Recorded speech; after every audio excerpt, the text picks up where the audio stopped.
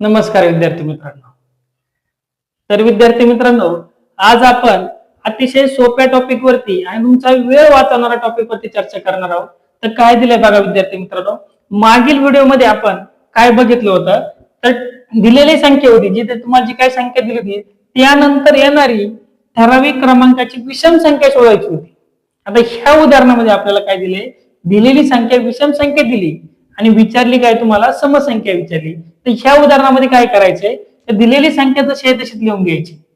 57 जी काय संख्या दिली ना आपल्याला, ती आपण तशी आहे तशीच लिहून घेतली. किती क्रमांकाची समसंख्या विचारली तुम्हाला, 35 क्रमांकाची. म्हणजे 35 ची काय करा, दुप्पट करा.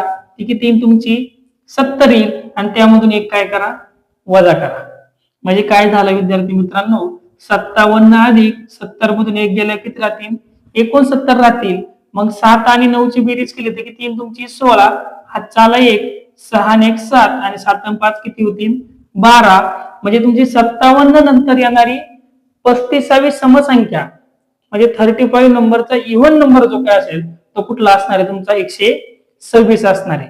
अगदी त्याच पद्धतीने आपण दुसरं एक्झाम्पल देखील सॉल्व्ह करणार आहोत. तर काय करायचंय, पहिल्यांदा काय दिले बघा, तुम्हाला 65 नंतर विचारलंय. म्हणजे 65 संख्या तुम्हाला जशी आहे तशीच लिहून घ्यायची. नंतर कितवी समसंख्या विचारली, तुम्हाला किती विचारली, 70वी विचारली. त्यामुळे 70 ची काय करा, दुप्पट करा. ती किती तुमची 140 आणि त्यातून एक काय करायचं आहे, वजा करायचा आहे. मग तुमचं काय, हे 65 जसे आहे तसेच राहतील. 140 मधून एक गेल्यानंतर किती राहील तुमचे 139 राहतील. मग काय करायचं, ह्या दोघांची बेरीज करा. 5 आणि 9 किती होतील 14. हातचा आला 1, 3 आणि 1 4 आणि 6 किती होतील 10. पुन्हा हातचा आला 1, 1 आणि 1 काय होईल तुमचा 2. अगदी बघा अतिशय कमी वेळात 65 नंतर येणारी 17वी समसंख्या आपण फाइंड केली आणि ती किती आली तुमची 204 आली. अगदी त्याच पद्धतीने तुम्ही तिसरं एक्झाम्पल सॉल्व्ह करायचंय आणि कमेंट करून नक्की सांगायचंय.